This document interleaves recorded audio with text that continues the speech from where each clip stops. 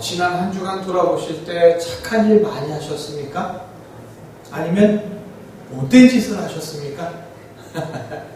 자, 많은 사람들이 착한 일, 선한 일을 하게 되면 칭찬을 받고 존경을 받고 더불어 높은 지위도 얻고 명예도 얻게 될 거라고 그렇게 생각을 하죠. 그런데요, 막상 인생을 살다 보면 착한 일을 하고 선한 일을 했는데 칭찬과 격려와 존경을 받는 게 아니라 오히려 오해받고 핍박받는 경우가 있잖아요. 나는 정말 좋은 뜻으로 했는데 도리어 화를 내는 거예요. 자, 그래서 세상 사람들은 남의 일에 함부로 관여하지 말아라, 불쌍하다고 함부로 도와주지 말아라, 이렇게 이야기를 합니다. 자, 지난 역사의 한 사건을 한번 살펴보면요, 임진왜란 때 이순신 장군이 나라를 위하여 아주 열심히 싸웠어요. 하지만 결과적으로는 어떻게 됐습니까? 선조 왕에게 핍박과 박해를 받게 되었죠. 왕은 도망갔는데 이순신 장군은 적들과 열심히 용감하게 맞서 싸운 게 오히려 화근이 된 거예요. 이순신 장군은 백성들을 위해서 싸우면서 백성들의 인기를 한 몸에 받았어요. 그런데 선조는 그걸 질투하고 두려워해서 이순신 장군을 잡아다가 옥에 가두고 심지어 고문까지 서슴지 않았죠. 자, 역사에서도 증명하듯이 악하게 살았는데 세상에서 뭔가 크게 이룬 것처럼 칭송받는 자가 있는가 하면 착하게 살았는데도 악인처럼 폄하되어서 핍박받으면서 어렵게 사는 사람들이 있다는 거예요. 당연히 선한 일을 한 사람이 좋은 대우를 받아야 하는데 이 세상에서는 정상적이지 않은 경우가 심심찮게 나오는 것 같지 않으십니까? 자, 오늘 본문은 의를 위해서 박해를 받은 자 뭐라고요? 복이 있다, 이렇게 말합니다. 자, 불의를 행하다가 박해를 받으면, 다시 말해서 불법과 나쁜 짓을 하다가 감옥 가는 거 어느 누구도 억울하게 생각하지 않을 거예요. 잘 됐다고 생각할 거예요. 그런데 의를 위해서 살았고 의를 위해서 수고했는데 박해받고 핍박받는다면 그건 좀 이상하잖아요. 그러니까 살아계신 하나님은요, 의롭게 산 자들을 박해와 핍박으로부터 철저히 지켜주셔야 한다 하는 거죠. 의를 위해서 자신의 생명을 다 바쳤다면 실패한 자가 아니라 성공한 자로 역사해 주셔야죠. 그런데 의를 행한 의를 지켜주시지 않고 오히려 박해받도록 내버려 두신다. 그럼 누가 의로운 일, 선한 일, 착한 일을 하겠습니까? 자, 오늘 말씀대로 의를 행하다가 박해를 받아야 한다. 얼마나 기독교가 고통스러운 종교가 되겠어요. 세상에 박해받는 거 좋아하는 사람 아무도 없죠. 의를 위해서 박해받는 자가 복이 있다? 예수 믿다가 사업이 망했네. 예수를 믿었는데 자녀가 급사했네. 갑자기 화재가 났네. 예수 믿다가 암 걸렸네. 예수 믿다가 교통사고 당했네. 그런데도 그냥 천국만 생각하면서 다 참아야 된다. 그러면 성경이 정말 끔찍한 거예요. 오히려 성경은 이렇게 기록되어야죠. 의를 위하여 살면 큰 복만 받는다. 의를 위하여 살면 좋은 일만 생긴다. 그러나 이렇게 기록되어야 할 성경의 내용들이 가끔은 잘못된 거 아닌가 싶을 만큼 무겁고 힘들게 느껴질 때가 있다는 겁니다. 자, 의롭게 산다고 꼭 좋은 일만 생기지 않기 때문에 의롭게 사는 거 정말 쉽지 않아요. 하지만 하나님께서 처음 인간을 어떻게 창조하셨는지 아세요? 의롭게 창조하셨습니다. 처음 인간은 어떤 죄도 없이 깨끗하고 의롭게 창조되었어요. 그래서 아담과 하와는요, 서로 박해하지도 않고 핍박하지도 않고 서로 존중하고 이해하는 훌륭하고 아름다운 존재였습니다.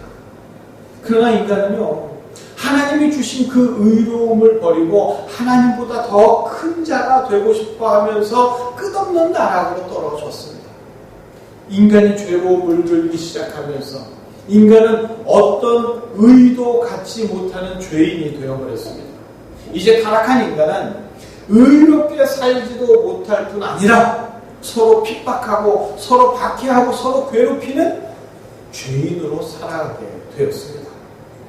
다른 피조물들도 존중하지 않을 뿐더러 자신을 창조한 조물주까지도 존중하는 것은 고사하고 이 세상에 하나님이 어딨어? 이러면서 인정 자체를 하지 않죠. 타락한 인간은 스스로 핍박하고 다른 사람도 핍박하고 악담과 거짓을 밥 먹듯이 늘어놓으면서 살아갑니다. 타락한 인간은요, 누군가를 박해하고 핍박하고 괴롭힐 때 쩔쩔매는 상대의 모습 속에서 상당한 쾌감을 느끼는 타락한 본성이 아주 가득합니다. 누군가에게 핍박을 받아요. 그러면서 괴로워하는데 동시에 누군가를 또 핍박하면서 쾌감을 느끼는 타락한 존재가 바로 인간이라는 존재인 거죠. 자, 의를 위하여 사는데 핍박을 받는다. 이런 것처럼 성경에 있는 인간이 감당할 수 없는 크고 어려운 계명들을 다 지키려고 애쓰다 보면 신앙생활하는 게 너무나 고통스럽고 힘듭니다. 그러나 오늘 본문은 인간을 힘들고 고통스럽게 하는 인간에 대한 말씀이 아니에요. 예수님의 8가지 사역 중에 마지막에 해당하는 부분, 자, 다시 한번 말씀드리지만 마태복음 5장, 6장, 7장은 율법 완성으로서 구원자 예수님께서 타락한 인간들을 구원하기 위해 어떤 일들을 감당하시는지, 예수님 자신을 드러내고 하실 사역을 어떻게 하실지 말씀하고 계시는 겁니다. 이 성경 말씀을 잘못 이해하고 잘못 생각해서 인간들이 행하여야 할 말씀으로 오해하고 착각하게 되면 엄청나게 괴롭고 힘들게 되는 거죠. 이 말씀은 인간들이 감당해야 할 말씀이 아니라 예수님께서 감당하신 사역이 기록된 말씀으로서 오직 성경은 구원자가 타락한 인간들을 구원하시는 그 방법, 그 사역에 대해서 자세하게 기록하고 있습니다. 다시 말해서 오늘 말씀은 예수님은 의를 행하시지만 결국 박해를 받으실 수밖에 없다는 예수님에 대한 말씀입니다. 자, 예수님은 인간들을 구원하기 위해서 그들의 모든 죄를 다 짊어지는 엄청나게 큰 의를 행하셨죠. 하지만 오히려 예수님은 죄인으로서 박해받으면서 십자가 위에서 조롱당하면서 비참하게 죽게 되신다는 예수님에 대한 말씀입니다. 자, 어떤 의를 행하다가 큰 오해와 박해가 일어나게 되면 보통 인간들은요, 포기하고 그 일을 다 이루지 못한 채 중간에 그만두고 실패하게 되겠죠. 그러나 예수님은 단순한 인간이 아니죠. 하나님과 동등하신 분, 하나님과 같은 지위와 능력을 갖고 계신 분이기 때문에 예수님은 인간의 어떤 잔인한 박해와 끈질긴 핍박이 있다 하더라도 중간에 그만두거나 중간에 포기하지 아니하시고 예수님이 이루고자 하시는 모든 것을 다 이루실 수 있는 신성과 전능한 능력의 구원자이십니다. 인간에게는 감당할 수 없는 큰 핍박이 존재하죠. 인간에게는 버틸 수 없는 큰 박해가 있어요. 그러나 예수님은 의로운 일을 행하실 때 어떤 악질적이고도 상상을 초월하는 박해가 있다 할지라도 예수님은 놀라운 권세와 능력으로서 자신의 사역을 완성하실 수 있습니다. 인간은 포기할 수 있지만 신은 전능하기 때문에 절대로 포기하지 않아요. 그래서 신성을 가지고 계신 예수님, 비록 인간들에게 큰 박해를 당하고 큰 핍박을 당하실지라도 놀라운 구원의 사역 완벽하게 전부 이루시는 줄 믿습니다. 아멘. 예수님이 박해받으신 것 자기 죄 때문이 아니죠. 예수님은 어떤 죄도 없어요. 어떤 잘못도 없어요. 평생 단 한 번도 죄를 진 적이 없습니다. 그렇기 때문에 어떤 고통도 당하지 않으시고 그럴 필요도 없어요. 그럼에도 예수님은 타락한 인간들 곧 죄인들을 위해서 의를 행하고도 박해받고 십자가에서 죽임 당하셨습니다. 그러나 예수님 당시에 종교 지도자들, 유대 백성들 예수님에게 수많은 박해를 받을 만한 명백한 죄가 있으니까 하나님께서 예수님 박해받도록 한 것 아니냐 이렇게 생각했습니다. 하나님이 예수님을 박해한 줄 알았어요. 유대 종교 지도자들과 백성들 당연히 예수님에게 은밀한 죄가 있으니까 십자가에서 하나님의 진노로 죽을 수밖에 없던 것 아니었나 그렇게만 생각했습니다. 그런 오해 속에서 이스라엘 백성들은요 십자가에서 끔찍하게 고난받고 박해받으며 처참하게 죽어가는 예수님을 향하여 종교 지도자들이 몰고 가는 그 분위기에 휩쓸려서 함께 예수님을 욕하고 함께 예수님을 저주했습니다. 예수님의 구원 사역은 어느 누구도 흉내낼 수 없는 거룩하고 의로운 사역이었는데 정작 예수님이 가신 길은 박해받는 오해와 모욕과 저주의 길이었습니다. 예수님이 사역하실 때마다 유대인들과 종교 지도자들은요 여러 차례 노골적으로 예수님을 돌로 쳐서 죽이려고 했어요. 그래서 한동안 예수님은요 예루살렘 근처에도 가지 못하던 때가 있었습니다. 그렇게 예루살렘 밖에서 멀리 떨어져 있던 어느 날 예수님이 사랑하던 나사로가 죽게 되었다는 소식을 들으셨습니다.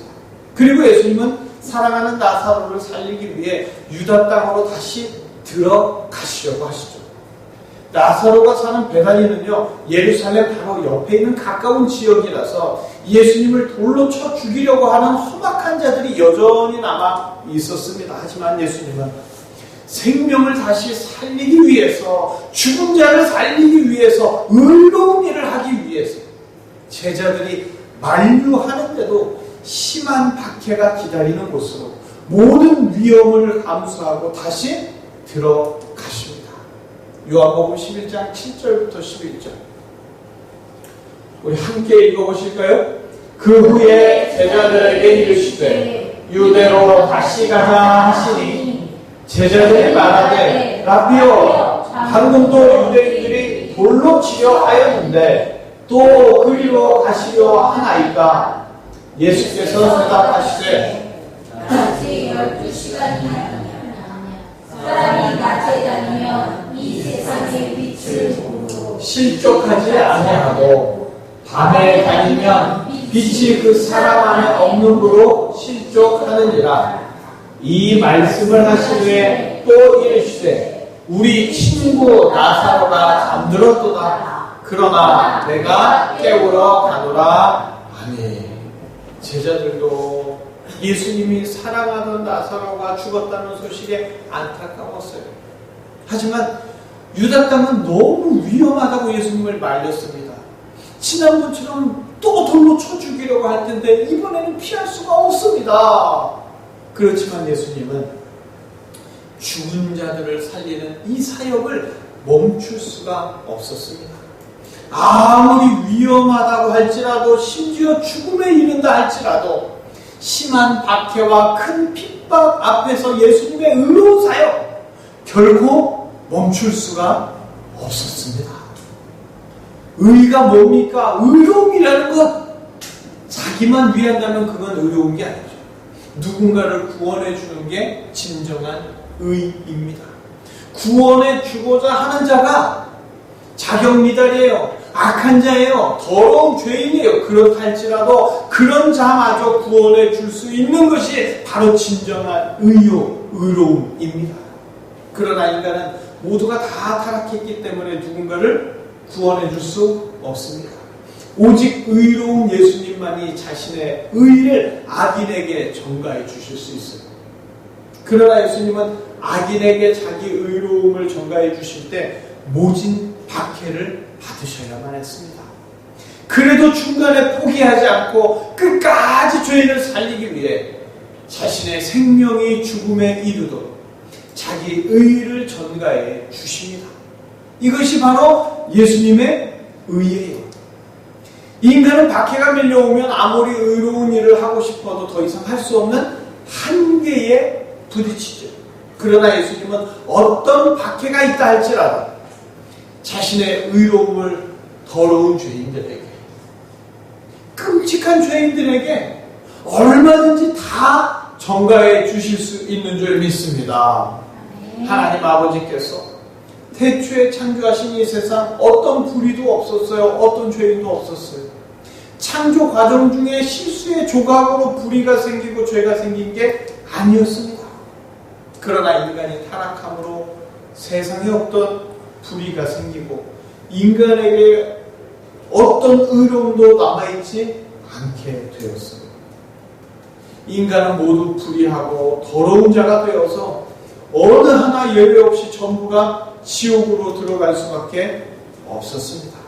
그럴 때 하나님 아버지께서 이 땅의 인간들에게 의로움을 전가해 주시기 위해 예수님을 보내주시죠. 인간은 아무리 오래 살아도 자기 스스로를 다시 의롭게 만들 수가 없습니다.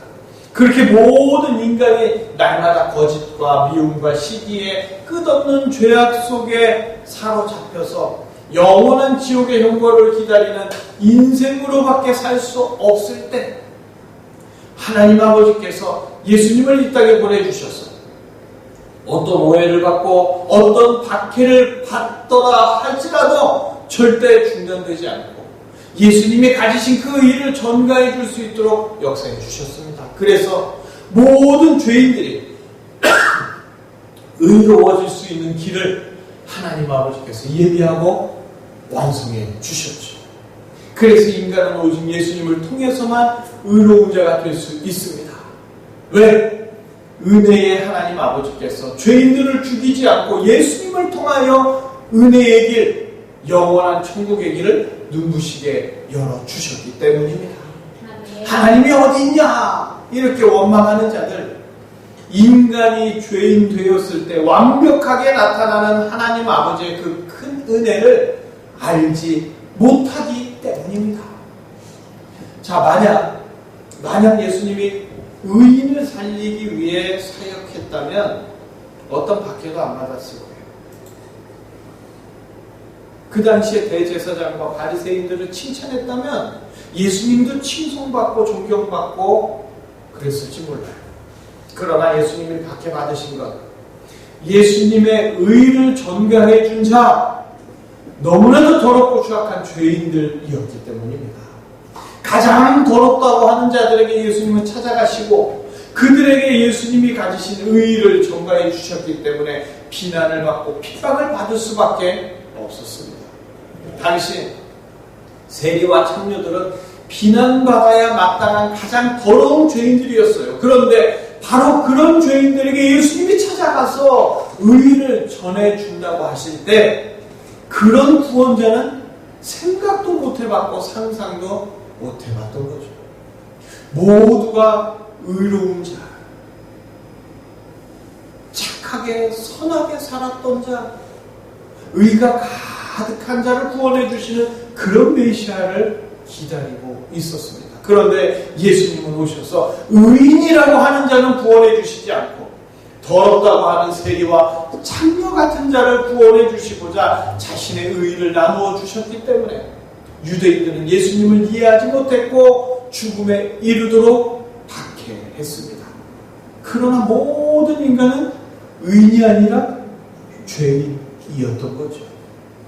이후 이 모든 것을 다 지켜보았던 제자들, 복음이라는 것, 의인에게 예수님 의를 더 부어주는 게 아니라 복음, 복된 소식이라는 것은 의가 저 전혀 없어서 지옥 갈 수밖에 없는 죄인들에게 예수님의 의가 전가되어서 그들이 구원받는 거구나 하는 놀라운 진리를 깨닫게 되었습니다.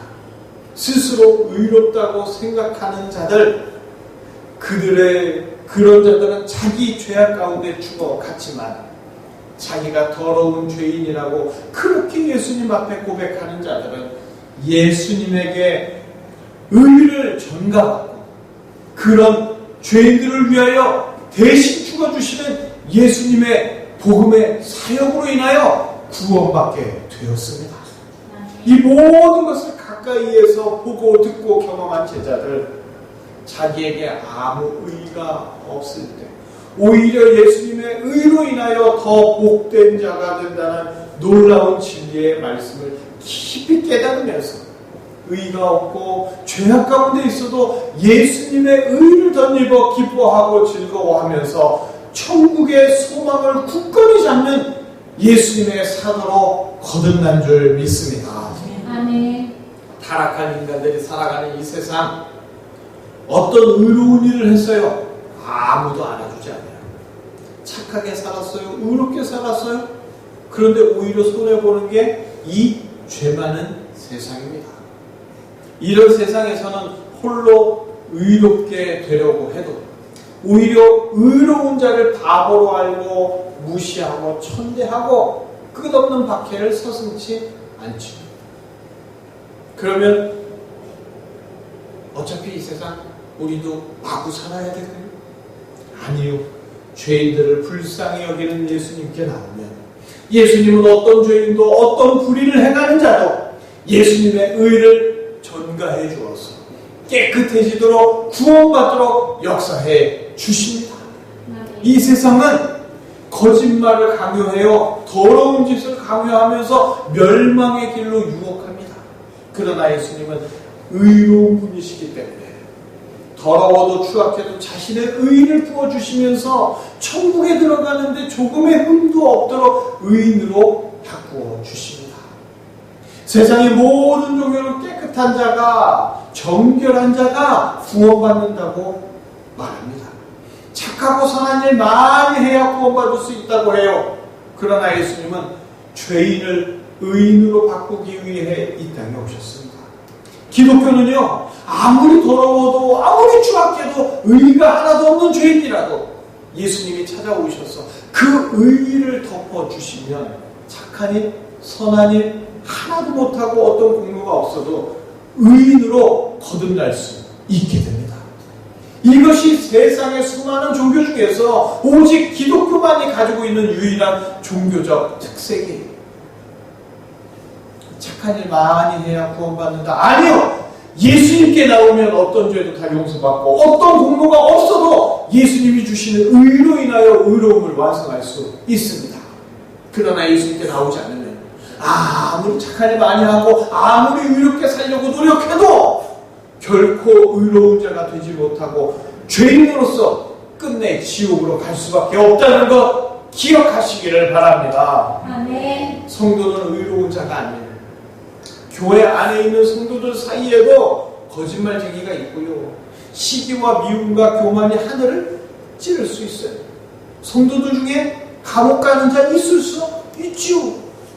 그러나 성도는 선한 일을 많이 한 자신의 공로로 의인이 되고 천국 가는 게 아닙니다. 성도는 예수님이 주시는 의로 의인이 되고 천국 가는 자예요. 세상은 성도의 정체성을 의롭게 사는 자, 착하게 사는 자 이렇게 생각하고 그래서 허물이 있고 그래서 잘못한 게 보이면 성도를 마구 욕하고 비방하죠. 그러나 기독교 복음 안에서의 성도의 정체성은 무엇이냐? 죄인이에요. 더러운 자, 추악한 자. 그렇지만 성도는 예수님의 의를 덧입어서 의로운 자가 되는 겁니다. 세상이 바라보는 성도의 정체성과 복음으로 바라보는 성도의 정체성은 완전히 달라요. 성도는 죄가 없는 자, 깨끗한 자, 그래서 세상 사람들이 우와 하고 우러러보는 자가 아니라 죄가 아무리 많아도 예수님이 전해준 의로 모든 죄가 다 용서받고 천국에 들어가는 의인이 되는 자가 바로 성도입니다. 성도의 인생을 의로움의 시각에서 살펴보면 도대체 저게 성도가 싶을 정도로 실패한 인생이에요. 그러나 세리와 창녀같이 세상에서 더럽다고 박해받은 그런 추악한 인간이라도 예수님께서 예수님의 의를 전해주시면 갑자기 의인이 되는 거예요. 이게 복음이고 이게 진리입니다. 아니 이런 복음과 진리 때문에 그러면 죄 지은 게 자랑이냐? 라고 하면서 이해하기 어렵다고 받아들이기 어렵다고 실족하면서 교회를 떠나는 사람들도 있어요. 그렇게 이단으로 넘어가는 사람들도 있습니다. 그러나 죄인이 의인 되는 게 아무리 기분 나빠도 그게 복음의 핵심이고 그것이 기독교의 진리입니다. 어느 누가 의인이에요? 다 죄인이에요. 그래서 죄인을 의인으로 만들어 주시려고 예수님 오셨습니다.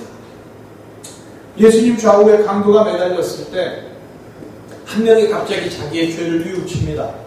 십자가 위에서 죽기 바로 직전에 자기 좀 기억해달라고 예수님께 말하죠. 어떤 회개의 금식도 없었어요. 어떤 회개의 예배도 기도도 없었어요. 단지 죽기 전에 자기 더러운 죄를 좀 용서해달라고. 그렇게 예수님께 말할 때 예수님은 그 강도를 용서한 것만이 아니라 더러운 강도를 의인으로 만들어서 그날 천국으로 데리고 가셨습니다.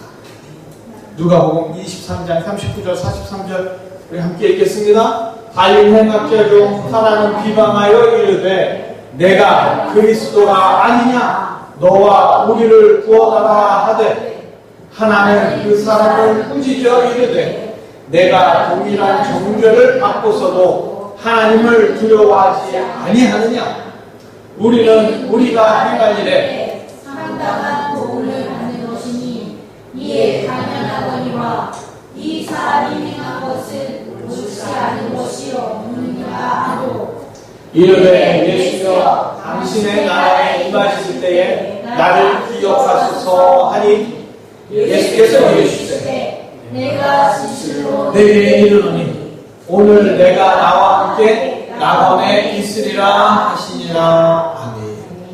낙원 곧 천국이죠. 자, 어떤 자가 낙원에 갑니까? 깨끗한 자? 아니에요. 예수님께서 십자가에서 대신 죽으시고 그 의의를 전가해 준 자만이 낙원 곧 천국에 들어갑니다.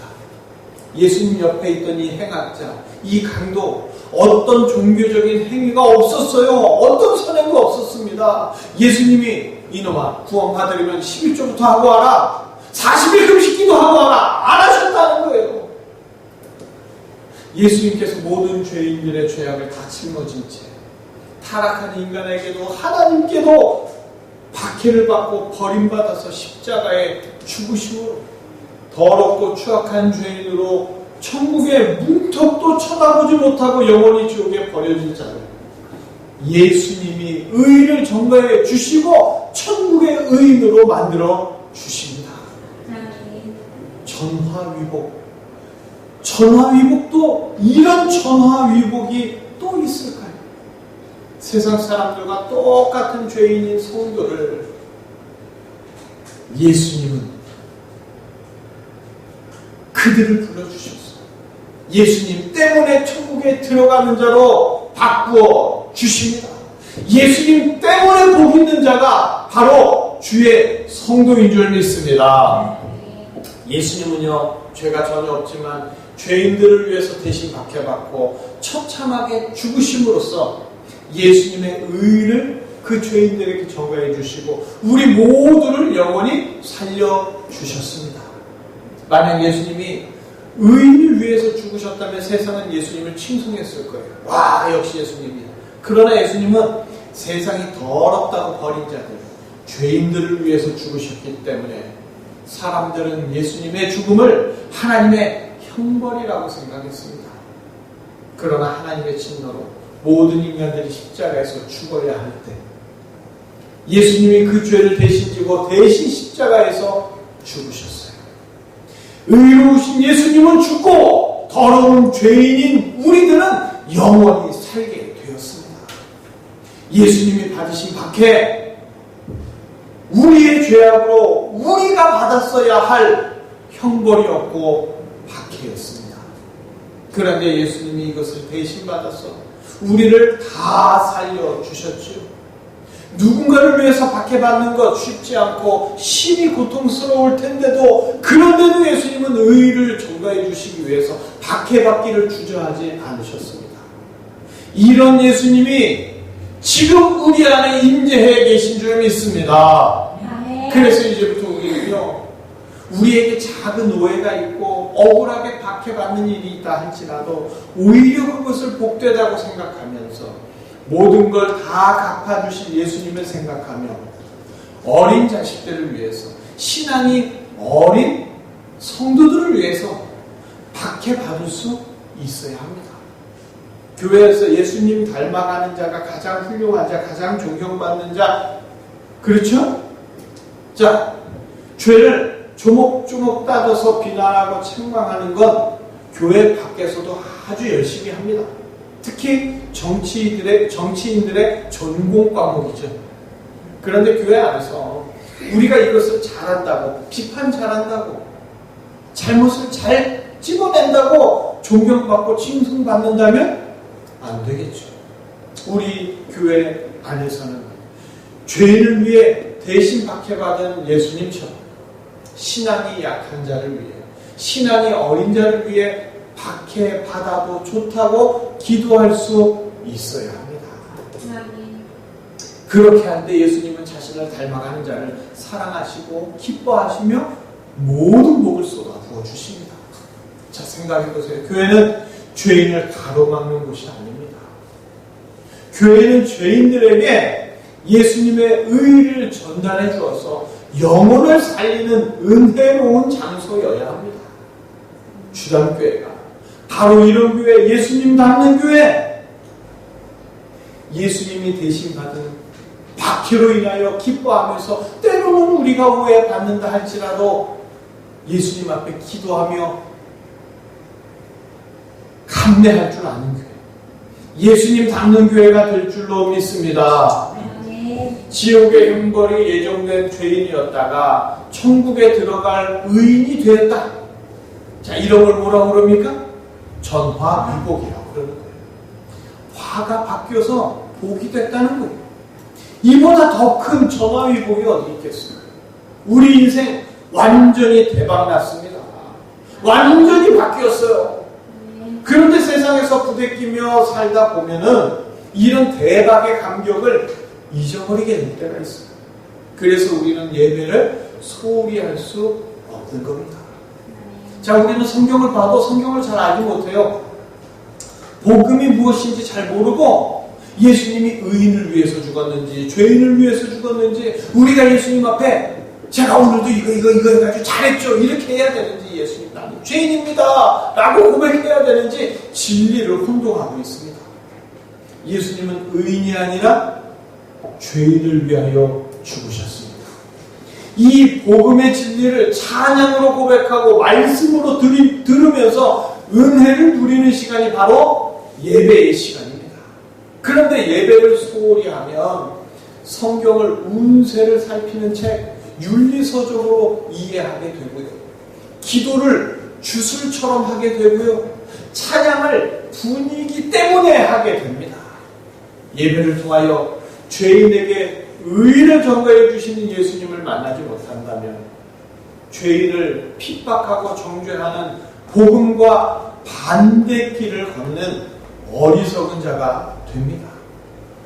이 시대 교회가 잘못되었다는 증거, 교회 안에서 누군가 잘못했을 때, 아니면 뉴스에 잘못한 사람들이 나왔을 때, 주여 저는 저들보다 더 악한 죄인입니다, 저를 용서하여 주옵소서, 그런 자들을 봤을 때 주님은 당신의 모든 걸 용서하십니다, 우리 함께 예수님께 나갑시다, 이래야 되는데 교회가 더 앞서서 욕하고 비판하고 정죄하고, 과연 이 시대 교회가 올바른 모습을 하고 있는가, 아니면 잘못된 모습을 하고 있는가? 우리는 매주 예배 때마다 나 대신 박해 당하시고 나 대신 죽임 당하셔서 나 같은 죄인에게도 의를 전가해 주시는 그 예수님을 만나고 경험해서 죄인들을 위해서 기도해 줄 줄 알고 죄인들을 일으켜 세워주며 그들에게도 전화위복의 놀라운 은혜를 전해주는 전도자가 되어야 합니다. 우리는 전부 실패자였어요. 의라고는 요만큼도 없는 실패자. 그러나 예수님 때문에 이제 더 이상 실패자가 아니라, 죄인이 아니라 천국에 들어가는 의인으로 완성된 인생이 된 줄 믿습니다. 이 은혜가 오늘도 이 예배를 통해서 우리에게 넘쳐 흐르고 있는 줄 믿습니다. 우리는 살아생전에 예수님께서 베푸신 은혜와 복을 다 세지도 못하고 다 알지도 못해요. 우리 남은 인생에 수많은 죄악만이 우리를 기다립니다. 하지만 오히려 우리는 그럴 때마다 더 많은 예수님의 의를 맛보며 살아가게 됩니다. 우리는 죄인으로 죽지 않고 반드시 의인으로 천국에 들어갑니다. 이것이 바로 죄인이었던 우리에게 전화위복으로 화가 바뀌어 복이 되어 영원토록 우리에게 임하는 엄청난 복이며 은혜인 줄 믿습니다. 이 놀라운 복과 은혜를 예배 때마다 누리시면서 그 복과 은혜 전해주는 전도자로 살아가시기를 주님의 이름으로 축복합니다. 기도하겠습니다.